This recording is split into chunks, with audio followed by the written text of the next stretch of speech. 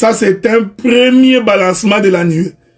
Je vais encore la balancer tantôt. Et l'Éternel dit, pendant qu'il mangeait quoi? La Bible dit, Jésus prit du pain. Il prit le pain. Voyez-vous, frère.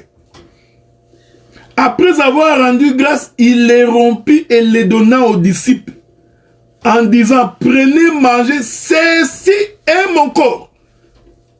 Il dit, prenez, mangez, ceci c'est ma femme. Est-ce que vous voyez ça? Parce que je vous avais dit que le corps de Jésus, c'est sa femme. Est-ce que vous comprenez? Pendant qu'il mangeait, Jésus prit du pain.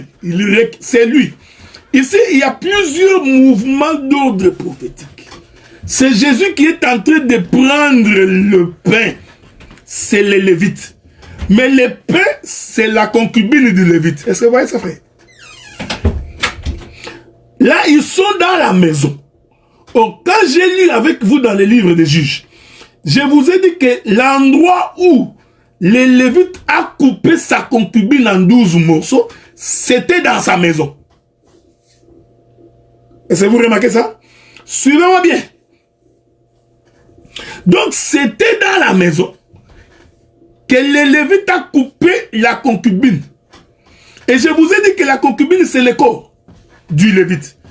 L'Éternel est en train de répéter cette écriture dans la chambre haute. Voyez-vous, là où ils étaient en train de célébrer la Pâque. L'écriture dit que le Seigneur Jésus prit le pain. Ici, Jésus c'est le Lévite. J'aime ça. Le pain, c'est son corps. C'est-à-dire, c'est la concubine. Il prit donc, il coupa en 12 morceaux. Pourquoi le Lévite a-t-il coupé sa concubine en 12 morceaux? Donc nous comprenons que ici, c'était la célébration de la Pâque. Voyez, frère. Donc, c'était une fête dans une maison. Donc cette maison-là, c'est ça la maison de Jacob. C'est lui le intel. Mais je vous ai dit que je vais balancer encore la nuit. Il coupe la femme en 12 morceaux.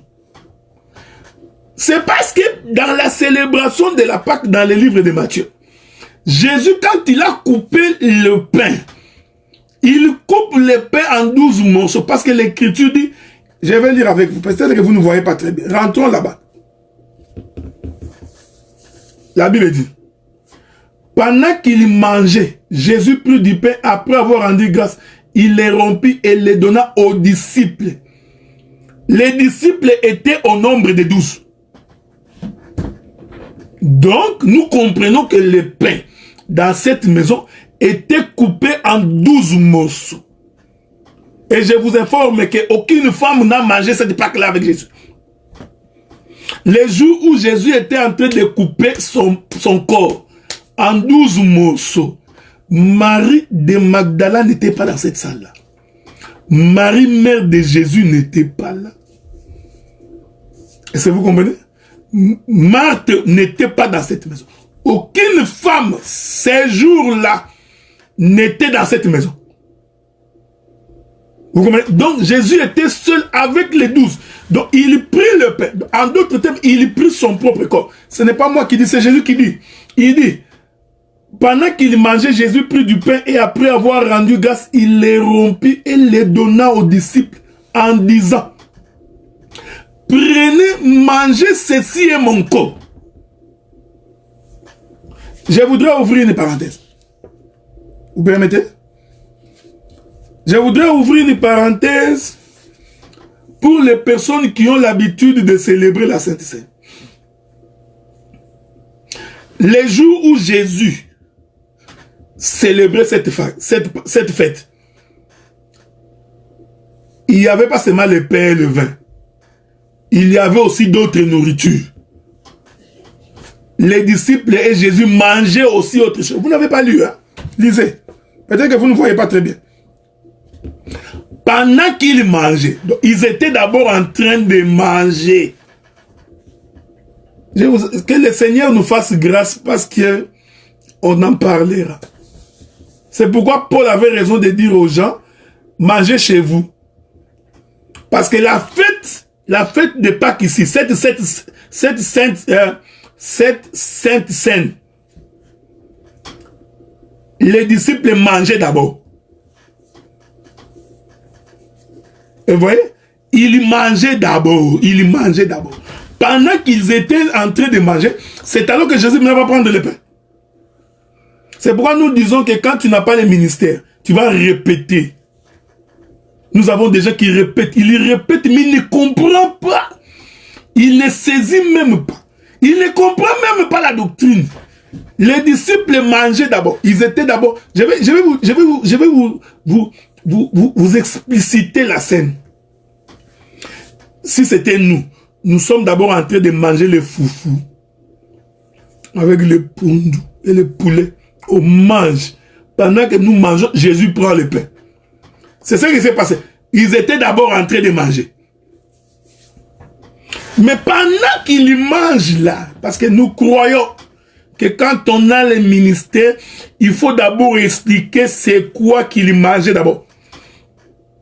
Donc nous comprenons que ce qu'ils mangeaient premièrement là, c'était le temps de la loi. J'aime ça, j'adore la Bible quoi. J'aime ça. Donc le temps qu'ils étaient en train de manger là, ce temps-là qu'ils mangeaient avant que Christ ne puisse prendre le pain. Est-ce que vous comprenez? Et je t'informe frère, peut-être tu n'as pas bien saisi. Ils étaient en train de manger le pain. Mais le pain qu'ils étaient en train de manger avant que Jésus ne lève l'autre pain, ces moments-là, c'est le temps de la loi. Parce qu'au temps de la loi, les gens ont aussi mangé le pain. Vos pères ont mangé la manne. Voyez-vous, c'est une manne. La manne est un pain. Ils en sont morts. Mais moi, je suis la véritable manne, le véritable pain descendu du ciel. Est-ce que vous comprenez ce que je voudrais que vous compreniez ça, frère, parce que je suis en train de balancer la nuit, ok, frère? Donc, pendant qu'ils étaient en train de manger, c'est pourquoi, frère, je m'excuse beaucoup. C'est pourquoi il y a des fois, il y a beaucoup de choses, des points qu'on appelle les points de la doctrine. Des fois, je me réserve de parler, parce qu'il y a tellement beaucoup, nous avons tellement beaucoup de gens qui sont devenus ministres par répétition. Il y a des ministres par répétition. Il a tellement écouté beaucoup de gens. Il a écouté. Il a mémorisé. Il a bloqué. Maintenant, il vient répéter. Tu vois? Et il croit qu'il a compris la doctrine. J'ai toujours dit ceci, frère. On n'a pas d'armes contre la vérité. Même pas aujourd'hui. Même 10 ans, 15 ans plus tard, certaines choses que nous confessons aujourd'hui, que beaucoup de gens contestent, ils finiront par accepter que c'est ça la parole. Même pas aujourd'hui. Même Paul à son époque, hein, il était en avance avec beaucoup de gens. Est-ce que vous comprenez? C'est pourquoi des fois je me réserve. Je me réserve. Il faut bien observer ce qui se passe dans la chambre là. Observe ça très bien. Regarde bien. Tu verras que les disciples mangeaient d'abord. Et je t'informe qu'ils mangeaient le pain. Parce que le pain fait partie de la culture juive. Dans toutes les tables des juifs, dans tous les festins des juifs, le pain est l'aliment de base. Donc ces gens-là étaient véritablement en train de manger le pain.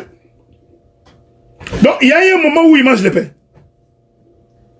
Mais du coup, pendant qu'ils étaient en train de manger le pain, Jésus va donc prendre un pain. Vous comprenez? Donc, il est en train de partir de la loi vers la grâce. Il prend donc le pain, il lève le pain. J'aime ça. La Bible dit, il rompit le pain. Donc, nous disons qu'il a coupé le pain en 12 morceaux.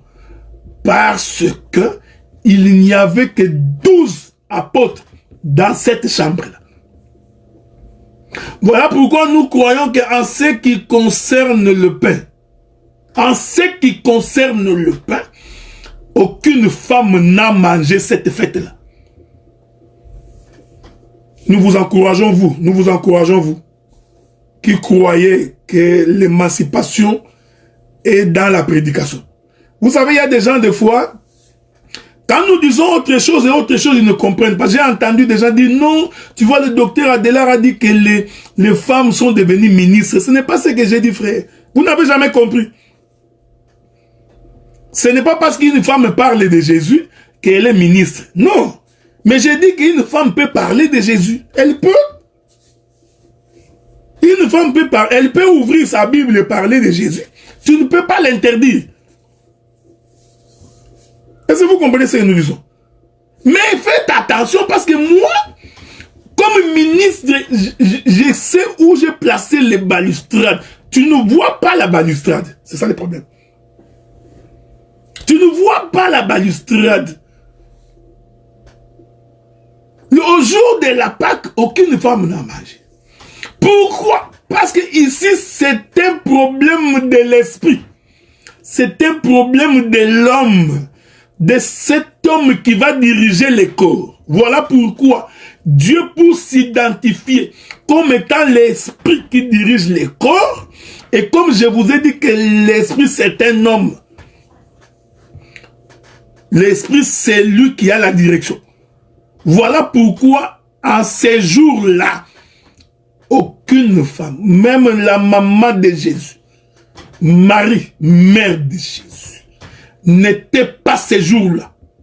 Les jours où on mangeait ces pains-là. Mais le pain a été coupé. C'est ce que le Lévite a fait. Quand le Lévite prend sa femme, il coupe la femme en 12 morceaux. C'était la célébration de la Pâque. Est-ce que vous comprenez ça? Et puis je vous informe que le Lévite, quand il coupait la femme, il y avait 12 personnes tout autour de la table. Ça, tu n'as pas vu. Hein? Et je suis sûr que tu ne verras même pas. Mais quand tu lis noir sur blanc, tu ne verras pas les hommes tout autour de Lévite qui est en train de couper sa femme. C'est pourquoi Dieu nous a établis ministres. Nous sommes établis ministres pour que là où toi, tu ne peux pas voir, que moi, je puisse voir pour toi. C'est ça, frère. Il n'y a pas autre chose. Nous sommes différents avec vous par le simple fait que nous, Dieu nous a donné la capacité de voir. Là où toi, ça te prendra du temps pour voir. Est-ce que vous comprenez ça, frère? Donc, la Sainte Seine, ce que vous appelez Sainte Seine. C'est pourquoi je vous ai dit que je me réserve de parler sur la célébration de la Sainte Seine aujourd'hui. De la manière dont vous célébrez la Sainte Seine aujourd'hui. Je me réserve, frère. Hein? Parce que si je parle là, tous les talibans, tous les gens qui ont accepté de mourir pour soutenir leur pasteur. Parce que nous avons des prédicateurs talibans. Un prédicateur, il met la bombe, il est prêt à mourir pour défendre un homme. Je te préserve pour que tu ne meurs pas. Je suis en train de t'enseigner pour que tu te retiennes pour ne pas mourir. Il faut bien observer. C'est pourquoi je dis il faut bien lire. C'est pourquoi je vous avais donné le livre de Néhémie. Néhémie dit, après avoir lu distinctement la loi de Dieu, nous lisons d'abord distinctement la loi de Dieu. Après cela, Néhémie dit, nous en donnons l'interprétation et l'explication. Voilà pourquoi dans Matthieu, je rentre là-bas, pendant qu'il mangeait. Donc si d'abord vous voulez célébrer la Sainte Seine, selon cette écriture-là, commencez d'abord par manger. Mangez d'abord, mangez. Mangez les matembele, mangez les épinards, mangez tout ce que vous voulez. Mangez. Pendant qu'ils étaient en train de manger. J'aime ça. Ça vous énerve, hein? Soyez calme, soyez patient. Vous avez copié beaucoup de choses que vous n'avez pas compris. C'est pourquoi il faut bien lire Corinthiens. Vous allez voir que pendant que les Corinthiens célébraient la Sainte Seine, ils mangeaient d'abord. Ils étaient d'abord en train de manger. Ils mangeaient d'abord. Et ils buvaient. De telle sorte que certains commençaient à être ivres. Bon, ça c'est pas notre objet. Passons. Passons. Il est important. Pendant qu'il mangeait, Jésus prit du pain. Est-ce que vous remarquez? Donc, ils n'étaient pas venus là-bas pour manger seulement le corps de Jésus. Non, non, non. Ils étaient d'abord venus pour célébrer la Pâque. Et la Pâque était une fête où les gens mangeaient et buvaient. Et pendant qu'ils étaient en train de manger et de boire, Jésus alors, il prit le pain. Il prit un pain, il le sépara des autres. Ces mouvements de Jésus qui est en train de prendre le pain, c'est ça le Lévite qui prend sa femme pour la livrer. Est-ce que tu vois? Donc, Jésus prend le pain, il sépare ses pains avec les autres pains pour les donner aux disciples. Suivez bien, frère. Ces mouvements-là, c'est toute la passion de Christ. Et je vous ai dit, je vous avais dit, faites attention, je balance la nuit. Et je vous avais dit que quand Jésus est en train de prendre le pain, Jésus prend ici la position. Le pain prend la position de sa femme, de sa concubine. J'aime ça. Vous permettez? Nous allons rentrer dans les jardins. Laissez-moi rentrer dans les jardins. Je vous avais toujours dit que j'entre dans les jardins, j'en sors. Calmement. Sans blessure, sans dégâts. Tu n'as pas vu. Hein? La Bible dit que Dieu regarda Adam. Il trouva qu'il n'est pas bon que l'homme soit seul. Ça, c'est le français. C'est la lettre qui te tue. En d'autres termes, Dieu voulait récupérer Adam pour le tuer. La Bible dit que Dieu frappa Adam d'un profond sommeil. J'aime ça. Allons-y voir, frère. Vous allez voir que c'était le corps. Parce que Adam, c'était le corps de Dieu. Dieu s'est fait un corps. Adam, c'était le corps de Dieu. Dieu s'est fait un corps qu'il appela du nom d'Adam.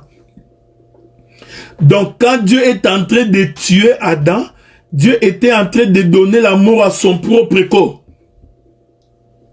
Est-ce que vous remarquez ça, frère? C'est pourquoi je vous dis, je vous avais toujours dit, que la mort de Jésus n'est pas la conséquence du péché de l'homme. Non. Avant même que l'homme ne pêche, Dieu savait déjà que le corps ici doit être livré. Donc, rentrons dans Genèse. Rentrons dans Genèse. J'aime ça. Bon, nous sommes en train de manger la nourriture solide réservée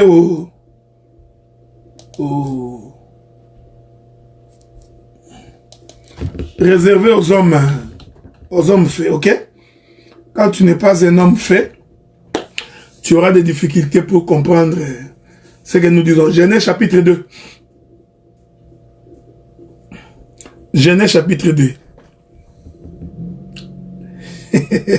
C'est très fort, mon bien-aimé Jean Didier. Genèse chapitre 2. Le verset 21. Alors l'Éternel Dieu fit tomber un profond sommeil sur Adam qui s'endormit. Tu vois le français? Hein? Or, quand Adam dort, il meurt. Je vous avais donné l'exemple de Lazare. Allons réveiller notre ami Lazare qui dort, alors que Lazare était mort. Donc, ici, vous comprenez que Dieu avait donné la mort à Adam. En d'autres termes, Dieu avait livré son propre corps. Ici, j'explique le Lévite avec sa concubine. Ici, Adam devient la concubine. Et Dieu, c'est le Lévite. voyez ça, frère? Le ministère, c'est un problème de coup d'œil de l'aigle. Parce que je vous avais dit que l'aigle, c'est l'oiseau qui monte aussi haut. Et une fois qu'il est très élevé, sa vision devient plus nette. Est-ce que vous comprenez ça, frère? Donc, le ministère, c'est pas beaucoup parler en répétant les Écritures. Le ministère, c'est un problème de coup d'œil. C'est pourquoi je vous avais toujours dit que chaque fois que j'ai dit quelque chose, je l'ai dit avec dessein. Je sais exactement ce que j'ai dit. Nous ne disons pas des choses au hasard. Vous savez, deux fois, les gens pensent que nous ignorons quand nous sommes en train de parler de la doctrine. Nous n'ignorons pas la doctrine, frère. Non. Non. Parce que d'abord, il faut que tu aies la révélation pour que tu voies bien la doctrine. Si tu n'as pas la révélation, ta doctrine est nulle. Regardez bien. Dieu par lui-même, il décide de tuer Adam. C'est ce que Jésus disait. Je donnerai moi-même mon propre corps. J'ai le pouvoir de donner ma vie et de la reprendre. De donner mon corps et de la reprendre. Matthieu dit, ceci est mon corps que je donne. Voyez-vous? C'est lui-même qui donne son corps. Voilà pourquoi Dieu regarde Adam. Dieu décide par lui-même. Il n'est pas bon que l'homme soit seul. Il n'est pas bon. Ce n'est pas les Français. Oh non, tu vois, Dieu avait senti un vide dans l'homme. Voilà pourquoi il a dit, il n'est pas bon, parce que l'homme avait vu les animaux 2 à 2. Qui vous a dit ça? Qui vous a dit que c'est parce qu'il a vu les animaux 2 à 2? C'est alors que dans l'homme, le désir d'avoir aussi une compagne est sorti. Non! Dieu, en tuant Adam, Dieu prophétisait sur sa propre mort. C'est-à-dire sur la mort de son propre corps. Donc, il va livrer son propre corps. Et je t'informe que lorsque la Bible dit que Dieu frappe Adam, en réalité, il a coupé Adam. C'est le pain rompu. Est-ce que vous comprenez? J'aime ça.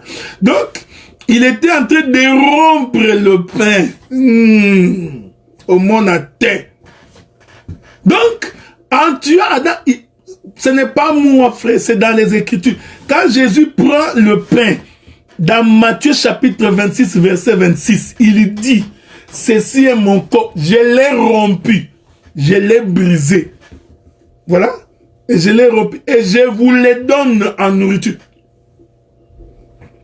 C'est ce qui est arrivé dans la mort d'Adam. J'aime ça. J'aime quand les bien-aimés Richard me donnent des versets comme ça. On va lire quand même ces versets-là. Ça pourra nous inspirer. C'est aussi bien pour tout le monde. Job chapitre 32. Job chapitre 32. Le verset 8. Lisons très vite. Job 32, c'est ça? Ouais. Job 32, verset 8. Voilà. Mais en réalité, dans l'homme, c'est l'esprit, le souffle du Tout-Puissant qui donne l'intelligence. Est-ce que vous comprenez ce que nous disons, frère? Voilà pourquoi nous sommes rassurés que lorsque nous posons les fondements de ces choses, nous ne prêchons pas comme les gens qui nous ont précédés. J'ai toujours dit que aujourd'hui la connaissance a augmenté, frère. Nous sommes les prédicateurs de la nouvelle génération. Et la manière dont nous abordons les Écritures aujourd'hui n'est pas la même manière que les Écritures ont été abordées il y a 20 ans. Non. J'ai dit non. Mais est-ce que c'est pour autant dire que ceux qui nous ont prêché il y a 20 ans passés, ils ne sont pas ministres? Ce n'est pas ce que nous... Ils sont ministres aussi. Mais comme la connaissance augmente, les coups d'œil que nous apportons aujourd'hui est différent. C'est pourquoi il y a des frères qui m'ont posé la question. Mais les gens que tu dis qui t'ont prêché, nous avons l'impression que vous n'avez pas les mêmes styles, la même façon d'aborder les Écritures. J'ai dit, c'est tout à fait normal. La connaissance a augmenté. Donc tu peux m'avoir prêché l'évangile, mais aujourd'hui, les choses que je vois, tu ne l'as pas vu il y a 20 ans. Tu ne l'as pas vu il y a 15 ans. De la même manière, les gens qui prêcheront 10 ans, 30 ans plus tard, verront des choses que nous, aujourd'hui, nous n'avons pas encore vues. Mais est-ce que c'est pour autant que je vais être jaloux d'eux? La jalousie, frère, c'est ça même la sorcellerie. Parce qu'un homme jaloux n'apprécie pas l'autre. Voilà pourquoi tu as des difficultés pour prospérer. Si tu es jaloux, tu n'avanceras jamais. Il faut toujours te réjouir du succès de ton frère. Le succès de ton frère doit faire ta joie, frère. J'ai toujours dit ça, j'ai toujours répété. Nous n'avons pas besoin de former des acolytes pour nous soutenir dans les ministères. Non. Nous ne formons pas des petits de confiance qui seront là pour nous soutenir. Non, on n'a pas besoin que les hommes nous soutiennent. À moins que tu sois Saoul. Parce qu'il n'y a que Saoul que le peuple soutenait. Nous voulons un roi. Nous voulons un roi comme les rois des nations. Non, nous n'avons pas besoin de ça. Si tu es ministre de la parole et que Dieu a mis en toi le ministère, viens parler seulement. Nous allons comprendre que tu as le ministère. Parle, frère. Le ministère, c'est d'abord de parler. Parce que les miracles, nous en avons fait. Parce qu'on n'a pas le temps de donner. Les miracles, ce n'est pas du sensationnel. J'ai toujours été étonné. Les gens qui adorent les sensationnels. Le ministère, c'est d'abord la parole. Et cette parole doit être une vie en toi. Donc tu vis la parole que tu confesses. Tu témoignes que tu es un converti. Donc la connaissance, frère, augmente. Vous qui nous avez prêché l'évangile, ne soyez pas jaloux. Ne combattez pas ceux qui viennent après vous. Hein? Car l'élève est plus grand que son maître. Est-ce que vous comprenez ça? C'est ça le problème que nous avons aujourd'hui. Et j'ai dit, je précise, la manière dont nous sommes en train d'aborder les Écritures aujourd'hui, frère, cette manière n'a pas été abordée il n'y a même pas 10 ans passés.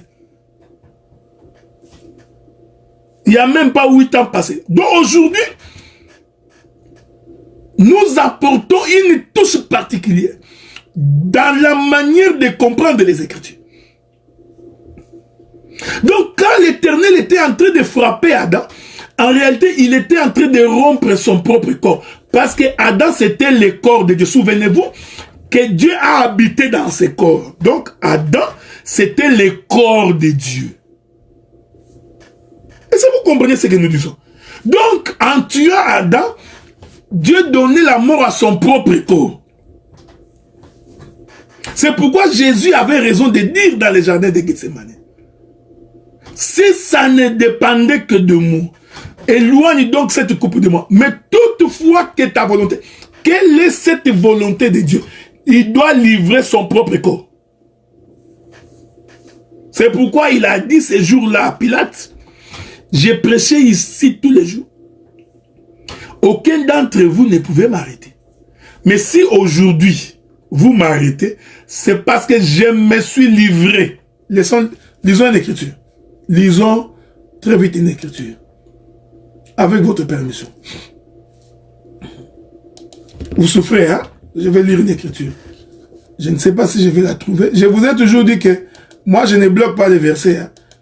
Et je ne viens pas avec des papiers déjà préparés, ok? Je ne dors pas la nuit pour méditer, me concentrer. Ok? Je ne suis pas du genre. Lisons une écriture. Je cherche l'écriture. Souffrez, hein, s'il vous plaît. Il faut que je trouve cette écriture-là.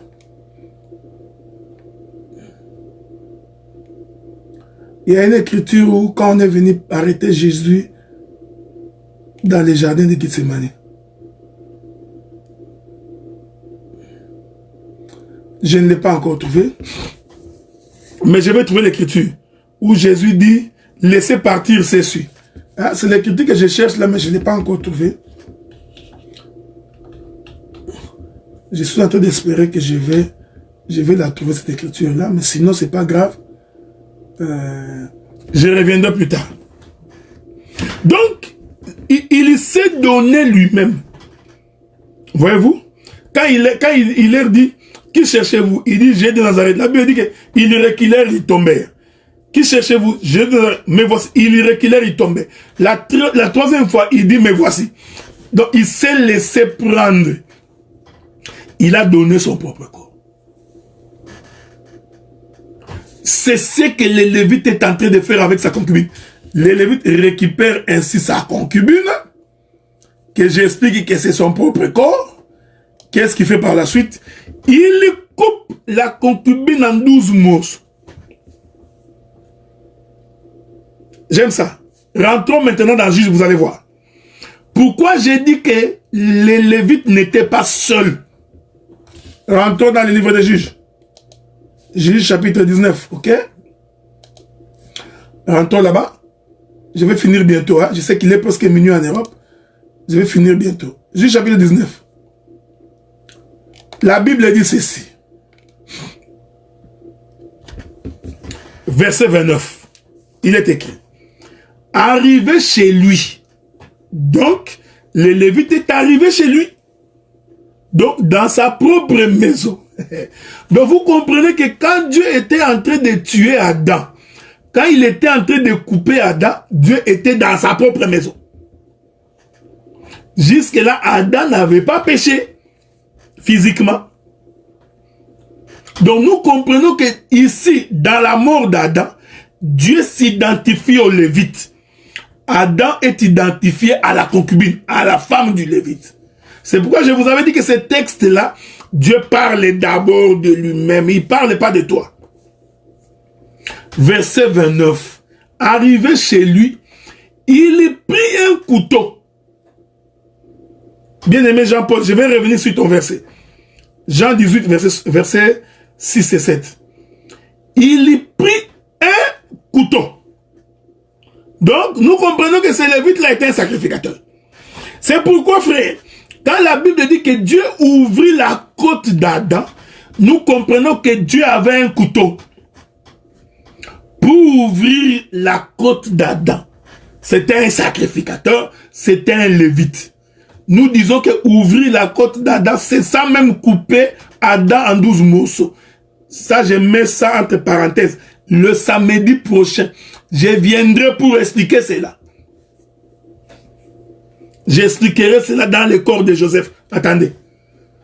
Il prit un couteau, saisit sa concubine et la coupa membre par membre en 12 morceaux. Donc nous sommes d'abord d'accord qu'il a coupé en 12 morceaux. Il a divisé son propre corps en 12 morceaux. Il continue. Qu'il envoya dans tous les territoires d'Israël. Après que le Lévite ait coupé sa concubine en 12 morceaux, il va envoyer chaque morceau dans tous les... En d'autres termes, il a envoyé 12 morceaux dans 12 tribus. Chaque tribu a reçu un morceau. Nous comprenons, c'est que les Lévites avaient 12 envoyés. Parce qu'il a coupé en 12 morceaux. Donc pour envoyer dans chaque territoire, il y a eu des envoyés. Chaque envoyé prenait un morceau, il allait dans les territoires. J'aime ça. Donc pendant qu'il coupait, il avait tout autour de la table 12 envoyés. Et c'est vrai, 12 missionnaires. Et il remit à chacun un morceau. Pour dire, toi tu vas prendre ce morceau, tu vas aller informer Benjamin. Nalinga mon frère. Ma casse, j'aime ça. J'adore ça. Il dit, toi, tu prendras ton morceau, tu couriras chez Benjamin. Tu vas dire à Benjamin, voici ton morceau. Ça, tu vas amener chez Ribin.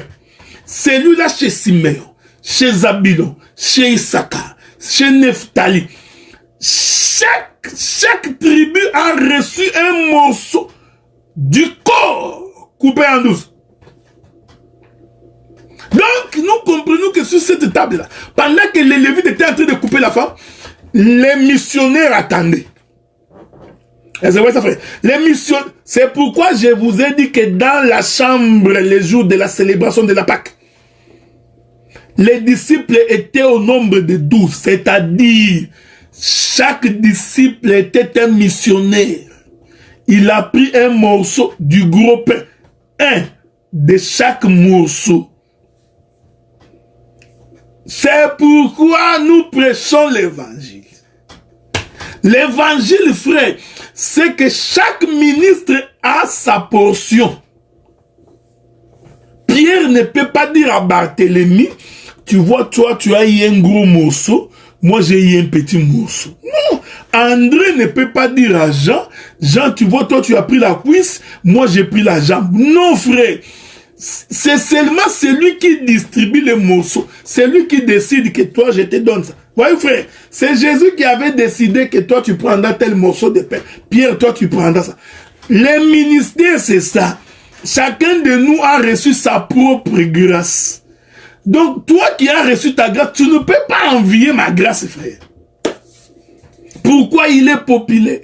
Pourquoi les gens l'écoutent tellement? Mais là, tu es en train de te battre pour qu'on ne nous écoute pas. Tu travailles en fait. Nous comprenons que tu n'as pas été avec nous dans la table, frère. Mais si tu vis mal, tu te comportes comme un païen, nous avons le droit de te dire que la vie que tu mènes n'est pas digne d'un enfant de Dieu. Ça, nous allons te le dire, frère. Nous n'allons pas nous empêcher, même si vous soulevez les montagnes. Un frère, un prédicateur qui se méconduit, nous dirons, même si dans sa bouche c'est le feu qui sort, nous continuerons à dire que il est du diable. On reconnaît l'arbre par son fruit. Frère, faites semblant. Nous combattrons avec l'aide du Saint-Esprit tous les prédicateurs pécheurs, des voleurs, des impudiques, des menteurs, des gens qui sont en train de propager la mauvaise nouvelle. Tu vous comprenez ce jeu? Il sent une mauvaise odeur partout où il passe. Vous sentez la mauvaise odeur. Il est en conflit avec tout le monde. Vous le mettez ici 2 mois, c'est beaucoup. Vous allez sentir l'odeur de la mort. Des gens comme ça, même si vous vous associez, même si vous nous critiquez, nous continuerons à dire un tel frère ou une telle sœur n'est pas digne du royaume. Et j'ai toujours dit aux gens, l'Écriture dit, l'Éternel est le maître des temps et des circonstances. Il ne faut jamais oublier ça. Dieu est le maître des temps. Si tu fais des choses mauvaises, en te cachant, en calomniant, tu crois avoir raison. Je t'informe que Dieu a le temps entre ses mains. Le temps finit par te rattraper. Et tout le monde verra que tu es du diable. Je t'informe que tu finiras par être vu. C'est pourquoi j'ai toujours donné un conseil aux gens. Servez le Seigneur avec sincérité, avec honnêteté. Servez Dieu dans la vérité, frère. Donc, les Lévites coupent la femme. Et si vous comprenez que nous ne sommes pas en train de parler d'un meurtre naturel, nous expliquons les mystères du royaume. Parce que naturellement, quelqu'un qui couperait sa femme en 12 morceaux devrait être arrêté, condamné et mis en prison. Parce qu'il a commis un meurtre. Mais ici, c'est un Lévite qui prophétise. Donc tu ne peux pas t'approprier cette écriture pour en faire un usage personnel. Est-ce que vous comprenez ça? Donc, il prend chaque morceau, il l'envoie. Il y avait un morceau... Frère, qui peut comprendre la création? Je t'informe que chaque morceau qui partait dans chaque territoire était un message. C'était un message qui appelait le peuple au rassemblement. C'était le message du rassemblement. Pour que nous nous retrouvions. Je te réserve ça. Je garde ça pour toi. En te souhaitant une bonne digestion. Voyez-vous, frère, j'ai conclu. Pour aujourd'hui. J'ai parlé beaucoup, hein. Ouais, vraiment beaucoup. Je m'excuse des fois quand je parle beaucoup, comme ça je ne me rends même pas compte que j'ai beaucoup parlé. Donc, rentrons, disons ça.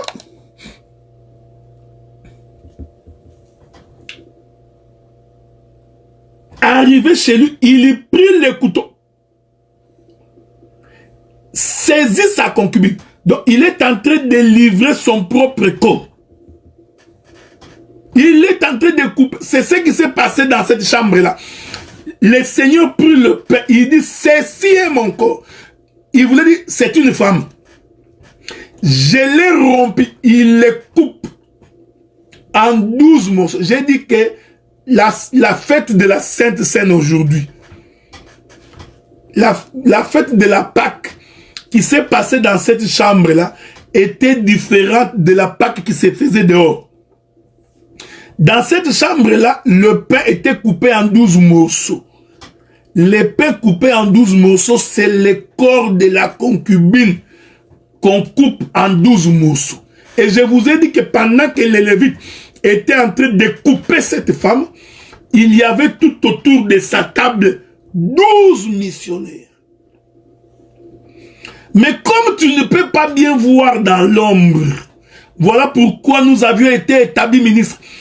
Pour que là où tu ne peux pas voir, que nous t'amenions à une bonne vision. C'est pourquoi quand Jésus entre dans cette chambre, il prend le pain. Matthieu chapitre 26, verset 26. 26, 26. J'aime ça. Il prend le pain. Il est écrit. J'ai lu avec vous. Hein. Il les rompit. Donc, il coupa. C'est ça le couteau. Vous voyez? Rompre le pain, c'est ça le couteau du Lévite qui est en train de couper sa concubine. Et le donna aux disciples en disant, prenez, mangez, ceci est mon corps. Donc, les disciples, chacun a récupéré son morceau. J'aime ça. Ils étaient au nombre de 12. Voilà pourquoi au jour de la Pentecôte, quand le Saint-Esprit est descendu, ils étaient au nombre de 120. J'en parlerai. Est-ce que vous voyez? Au nombre de 120. Et quand ils sont sortis pour prêcher l'évangile, Actes des Apôtres, chapitre 2, la Bible dit que Pierre et les 11, ça fait 12. Donc ceux qui ont mangé le pain dans cette chambre-là, ce sont eux qui ont annoncé. Ah, donc nous comprenons. Chaque messager qui partait avec un morceau dans les territoires d'Israël, il allait annoncer la nouvelle de la mort. Ils annonçaient la nouvelle de la mort du corps du Lévite. Est-ce que vous comprenez ça? Je prends une dernière écriture. Je ne ferai pas de commentaires. Je vais finir par là. Est-ce que vous êtes prêts? Dernière écriture. Je la donne. Et nous allons continuer les samedis prochains. Parce que je vous ai dit que je parlerai de ces choses dans le corps de Joseph. J'ai toujours entendu beaucoup de gens ici. Tu vois, il faut se promener avec les os de Joseph. Les os de Joseph, c'est la doctrine. Attendez, attendez. Vous voyez, il y a des gens qui répètent les choses. Voilà, frère, hein, partout où nous nous promenons, il faut nous promener avec les corps de Joseph. Je vous donne rendez-vous samedi. Juge chapitre 20, premier verset. Juge chapitre 20. Juge chapitre 20, premier verset. Je vous les donne, je ne vais pas expliquer parce que ça sera la matière du samedi prochain. Tous les enfants d'Israël sortirent depuis Dan jusqu'à Beersheba et au pays des Galates. Et l'assemblée se réunit comme un seul homme devant l'Éternel à Mitzpah. Ah, donc le morceau qui a été distribué servait à créer un homme. C'est l'homme. Bon, je vous souhaite une très bonne digestion. Je suis en droit de croire que Dieu vous a fait grâce et que vous avez bien compris ces choses. Et ma prière est que l'Éternel Dieu du ciel qui vous garde, ok? Et s'il nous donne la possibilité de nous voir le dimanche prochain, nous allons, non, le samedi prochain, nous allons en parler. J'espère aussi que vous serez tous protégés contre le coronavirus. Mais en tout cas, nous, on n'a pas peur de ça. On n'a pas peur de ça. Donc, nous avons notre culte demain, ici à Ottawa-Gatineau. Donc, notre culte aura lieu bel et bien demain, sans problème. Donc, voilà. Que l'Éternel Dieu puisse vous bénir. Je vous souhaite une bonne soirée, hein, en Jésus-Christ, quoi.